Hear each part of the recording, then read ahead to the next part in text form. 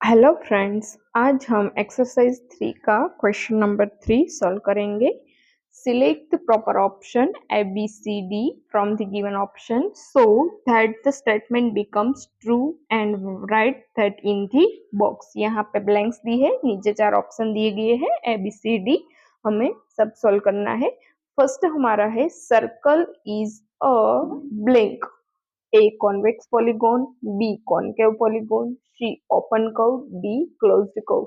तो यहाँ पे हम सर्कल ड्रॉ करते हैं तो A क्लोज फिगर हुआ है, तो यहाँ पे ऑप्शन आएगा D closed curve।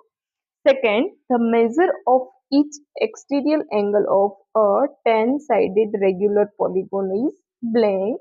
A 180 degree, B 360 degree, C 36 degree and D 72 degree. तो यहाँ पे 10 साइड दी गई है, तो हमारे पास एक्सटीरियर एंगल की side find out angle find out करने के लिए एक फॉर्मूला है 360 डिग्री अपॉन n। हमें यहाँ पे n क्या लेना है, 10 साइड, तो यहाँ पे 360 डिग्री अपॉन 10 0 कट, तो यहाँ पे 36 डिग्री, ऑप्शन सी आएगा 36 डिग्री।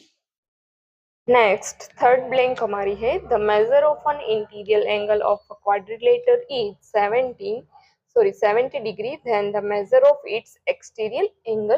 तो हमारे पास इंटीरियर एंगल दिया है 70 डिग्री, हमें एक्सटीरियर एंगल फाइंड आउट करना है। तो interior angle plus exterior angle का प्लस कितना होता है, 180 डिग्री। तो यहाँ पे 180 डिग्री टोटल है, इसमें से इंटीरियर एंगल 70 डिग्री हम माइनस करेंगे, तो 0 8 में से 7 जाएगी तो 1 1, तो 110 डिग्री। तो यहाँ पे ऑप्शन सी आएगा 110 degree. Next the measure of each exterior angle of a 15 side regular polygon is blank। Option ए है 24 डिग्री, ऑप्शन बी है 48 डिग्री, ऑप्शन सी है 60 डिग्री और ऑप्शन डी है 75 डिग्री। तो यहाँ पे भी हमें एक्सटीरियर एंगल फाइंड आउट करने के लिए एक फॉर्मूला है 360 डिग्री अपॉन एन। यहाँ पे एन हमें दिया है 15 साइड, एन मतलब साइड अपॉन 15। यहाँ पे 360 को हम 15 से डिवाइड करेंगे, 360 डिवाइडेड बाय 15, 15 टू जा 30, 6 का 6 ऊपर से आएगी 0, 15 4 जा 60। तो यहाँ पे हमें 24 आंसर मिलता है, 24 डिग्री, तो ऑप्शन ए आएगा 24 degree. Next fifth, the number of sides of a regular polygon where each exterior angle has a measure of 40 degree। यहाँ पे exterior angle दिया है is blank। Option A 8, option B 16, option C 9 और option D 24। तो total कितना होता है 360 degree. यहाँ पे एक्सटीरियर एंगल हमें दिया है 40 डिग्री, 0 0 कट, 4 9 जा 36, तो नंबर ऑफ साइड्स कितनी आएगी 9, तो यहाँ पे ऑप्शन सी आएगा। Next 6, in parallelogram PQRS, angle P is equal to A minus B and angle S is equal to A plus B, then A is equal to blank। Option A 360 degree, option B 80 degree, option C 90 degree, option D 45 degree. तो यहाँ पे हमें एक parallelogram दिया है PQRS, PQRS।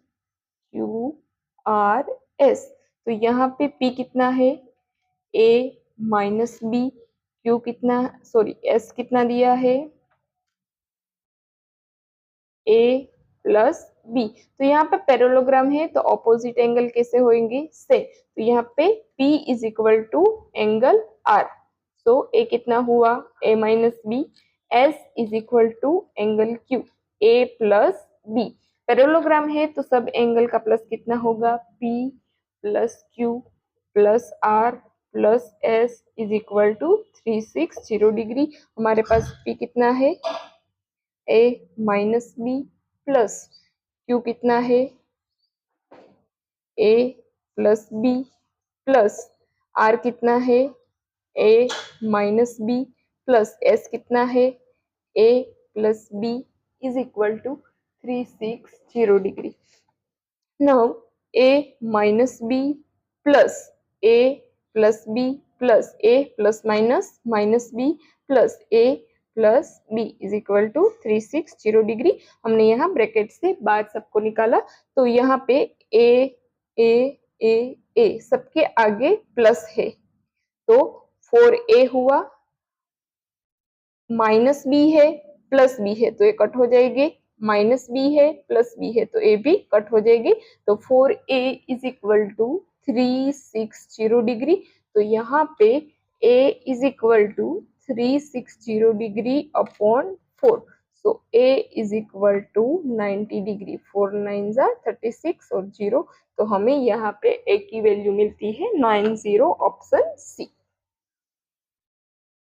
Next 7th question हमारा है, in parallelogram ABCD angle A is equal to angle B is equal to angle C is equal to angle D is equal to X। सब एंगल की value हमें दी है X, then X upon 9 is equal to blank. तो parallelogram है तो सब angle का प्लस कितना होगा, angle A plus angle B plus angle C plus angle D is equal to 360 degree.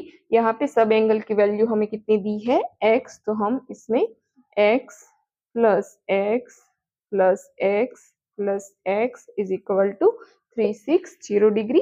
Then 4x सबका टोटल कितना होगा, 4x is equal to 360 degree. So x is equal to 360 degree upon 4, तो यहाँ पे हमें 90 x की value कितनी मिलती है 90 डिग्री। तो अब इस फॉर्मूला में हम x की वैल्यू रखेंगे, x की वैल्यू कितनी मिली है 90 डिग्री अपॉन 9, तो यहाँ पे हमें मिलता है 10, तो यहाँ पे ऑप्शन आएगा D, option D is 10 degree. Next 8, the measure of diagonals of equal, कौन सा फिगर ऐसा है जिसमें डायगोनल्स है वो इक्वल होते हैं, A parallelogram, B trapezium, C rhombus, D square. तो यहाँ पे स्क्वायर एक ऐसा फिगर है जिसमें दोनों डायगोनल्स कैसे होते हैं, सेम। पैरेललोग्राम में भी डिफरेंट होते हैं, ट्रेपेजियम में भी डिफरेंट होते हैं, रोम्बस में भी डिफरेंट होते हैं, स्क्वायर में सेम डायगोनल्स होते हैं, तो यहाँ पे आएगा option D. Next question 4, true or false statement, state whether the following statement are true or false। First है adjacent sides of a square are equal, तो स्क्वायर में adjacent साइड है वो कैसी होती है, इक्वल। ए दोनों इक्वल है, ए दोनों इक्वल है, तो adjacent sides of a square are equal is a true statement। all kites are square, wrong, all kites are not square। इसमें दो साइड सेम है और ये दो साइड सेम है, तो ये स्क्वायर का सेट नहीं हुआ, so all kites are square, तो ये फॉल्स है। All rectangle are regular polygons, तो ये भी फॉल्स आएगा, सब रेक्टेंगल है वो रेगुलर पॉलीगॉन्स नहीं है। All squares are regular polygons, yes, तो सब स्क्वायर है वो क्या है, रेगुलर पॉलीगॉन्स है। A quadrilateral can have all four angle as obtuse angle, quadrilateral है कोई भी तो इसमें ऑब्ट्यूज एंगल है, तो ये फॉल्स है क्योंकि सब एंगल 90 डिग्री से ज्यादा नहीं होता है। ऑब्ट्यूज एंगल मतलब 90 डिग्री से ज्यादा एंगल, 90 डिग्री से बड़ा एंगल, इसे ऑब्ट्यूज एंगल बोलते हैं। तो सब एंगल 90 डिग्री से ज्यादा नहीं होता है, तो ये स्टेटमेंट आएगा false. 6, equiangular triangle is a regular polygon, equiangular सब इक्वल एंगल है, ट्राइंगल हो रेगुलर पॉलीगॉन है, तो ये आएगा true statement. Next 7th, every rhombus is a trapezium, तो स्टेटमेंट है फॉल्स, सब रोम्बस है वो ट्रेपेजियम नहीं है क्योंकि दोनों का शेप अलग अलग होता है। 8, every rhombus is a square, तो ये भी फॉल्स है, सब रोम्बस है वो स्क्वायर नहीं होता है। All squares are rectangle and vice versa, तो 9th भी आएगा फॉल्स, सब स्क्वायर है वो रेक्टेंगल नहीं है क्योंकि स्क्वायर में सब साइड कैसी होती है, सेम, और रेक्टेंगल में ऑपोजिट साइड सेम होती है, so this statement is false. 10th, a polygon having 12 sides has 27 diagonals. तो यहाँ पे 12 साइड्स है तो 27 डायगोनल्स होते हैं पॉलीगॉन में। तो यहाँ हम सॉल्व करते हैं। तो नंबर ऑफ, एक फॉर्मूला है, number of diagonals, number of diagonals in a polygon is equal to n minus 3 upon 2। यहाँ पे n मतलब number of sides, number of sides। so n की जगह हम क्या रखेंगे, n माइनस 3 साइड है upon 2 is equal to 27 diagonals. अब हम यहाँ पे इसका मल्टीप्लिकेशन करेंगे, n स्क्वायर माइनस 3n और 2 को हम इस साइड ले जाएंगे 27 upon 2, n square minus 3n is equal to 54। 54 को इस साइड हम लेते हैं, n square minus 3n minus 54 is equal to 0। अब 54 को हमें से मल्टीप्लीकेशन करना है कि इसका आंसर 2 डिजिट से करेंगे तो -3 आंसर आए। तो 6 9 जा 54। तो यहाँ पे n square minus 9n plus 6n minus 54 is equal to 0। यहाँ पे 9 6 54, 9 6 कितना होता है 54, minus 9 plus 6 is equal to -3। तो हमें ये आंसर मिल गया। यहाँ पे इसमें से कॉमन निकलेंगे n, तो n माइनस 9 प्लस 6, यहाँ पे 6 कॉमन निकलेंगे तो n minus 9 is equal to 0।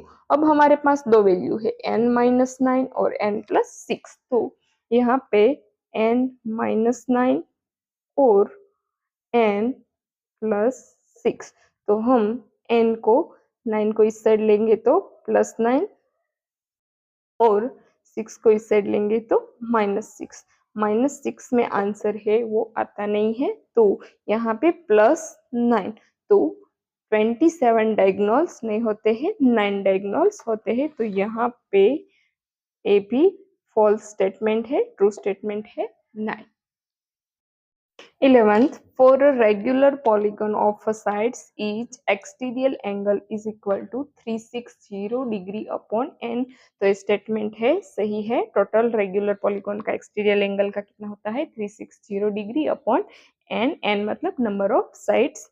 A curve that does not end at starting point is called a open curve। ऐसा कर्व है जिसका एंड है वो स्टार्टिंग पॉइंट से नहीं होता है। यहाँ पे हम सर्कल ड्रॉ करते हैं तो ये है हमारा स्टार्टिंग पॉइंट, तो ये हुआ क्लोज्ड कर्व। अब हमें ओपन कर्व ड्रॉ करना है तो ये है हमारा स्टार्टिंग पॉइंट और एंड यहाँ है, ये ओपन कर्व है। तो ये एंड का पॉइंट हुआ और ये स्टार्टिंग का पॉइंट हुआ, तो दोनों पॉइंट मिल नहीं रहे हैं, तो ये क्या हुआ है ओपन कर्व। तो 12 स्टेटमेंट है वो ट्रू है। Like, comment, and subscribe.